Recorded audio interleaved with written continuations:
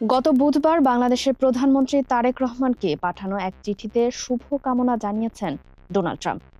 একই সঙ্গে তিনি নতুন সরকারের সঙ্গে কাজ করার আগ্রহ প্রকাশ করেছেন। চিঠিতে ট্রাম্প আশাবাদ ব্যক্ত করেছেন বাংলাদেশ ও যুক্তরাষ্ট্রের মধ্যে স্বাক্ষরিত পারস্পরিক বাণিজ্য চুক্তি বাস্তবায়ন নিয়ে।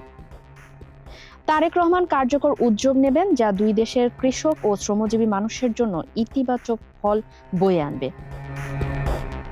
পাশাপাশি প্রতিরক্ষা সহযোগিতা সংশ্লিষ্ট চুক্তিগুলো দ্রুত সম্পন্ন করার প্রত্যাশার কথাও উল্লেখ করেছেন তিনি। গত ৯ ফেব্রুয়ারি বাংলাদেশ ও যুক্তরাষ্ট্র এগ্রিমেন্ট অন রেসিপ্রোকাল ট্রেডের স্বাক্ষর করে। যুক্তরাষ্ট্রের প্রচলিত আইন অনুযায়ী নির্দিষ্ট প্রতিরক্ষা চুক্তি সম্পন্ন না হলে সংশ্লিষ্ট দেশে উন্নত প্রতিরক্ষা প্রযুক্তি হস্তান্তর সম্ভব নয়।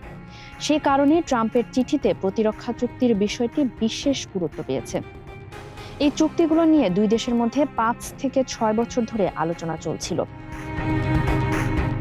চুক্তির নথি পর্যালোচনায় দেখা যায় এতে মোট ৬টি প্রধান ধারা রয়েছে। এর মধ্যে ট্যারিফ ও কোটা, অশুল্ক বাধা, ডিজিটাল বাণিজ্য ও প্রযুক্তি, সামষ্টিক অর্থনীতি, বাণিজ্যিক সম্ভাবনা এবং চুক্তির বাস্তবায়ন ও প্রয়োগ সংক্রান্ত বিধান অন্তর্ভুক্ত করা হয়েছে।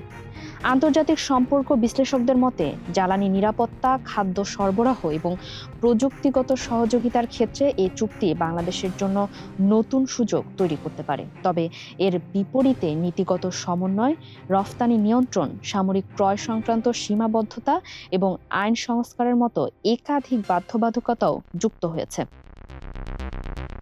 বিশেষজ্ঞরা বলছেন বৈশ্বিক বাণিজ্যে অস্থিরতার মধ্যেই এই চুক্তি স্বাক্ষরিত হয়েছে।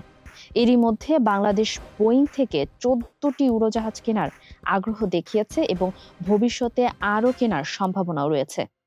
তবে সমালোচকদের মতে এটি আংশিকভাবে বৈষম্যমূলক চুক্তি, যা যুক্তরাষ্ট্র অন্যান্য দেশের সঙ্গেও করেছে এবং সেসব দেশেও সমালোচনা রয়েছে।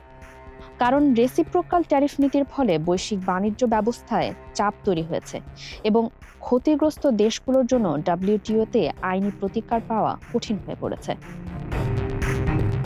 বিশ্লেষকদের আশঙ্কা, যুক্তরাষ্ট্রের বাজারে প্রবেশাধিকার ধরে রাখতে বাংলাদেশ যেসব শর্তে সম্মত হয়েছে তা দীর্ঘমেয়াদে দেশের জাতীয় অর্থনৈতিক ও ভূ-রাজনৈতিক স্বার্থের জন্য চ্যালেঞ্জ তৈরি করতে পারে। বিশেষ করে কোনো বাংলাদেশি পণ্যের মূল্য মার্কিন বাজারের স্বাভাবিক দামের চেয়ে কম মনে হলে যুক্তরাষ্ট্র সংশ্লিষ্ট রপ্তানিকারকের বিরুদ্ধে ব্যবস্থা নিতে পারবে, যা ভবিষ্যতে বাণিজ্যিক ঝুঁকি বাড়াতে পারে।